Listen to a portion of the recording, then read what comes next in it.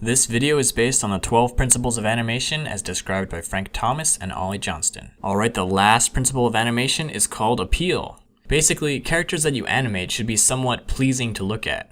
They should have some kind of charismatic aspect to like about them. This doesn't only apply to the hero of the story, but also the villain and every other character. Appeal doesn't always mean good looking, it can also mean interesting. So the villain should be likable in the sense that they are interesting to look at. The tricky thing about this is that everyone has a different standard for what is appealing. However, just giving your character a dynamic design can greatly boost its appeal. Here are 3 steps to doing that. First, use a variety of shapes. Instead of using the same shape for every character, try out different shapes, because there's no limit to the spectrum of crazy configurations that characters can have. Every good character design starts with a clear shape. Second, play with proportions. Cartoonists often magnify the things we find interesting and shrink the things we might find ugly or boring. For example, they might enlarge the head and eyes, shrink the body, and make the hands larger. Finding the aspect of a character that defines his or her personality and blowing it up can often create a more appealing design. Third, keep it simple. Too much information can overcomplicate the character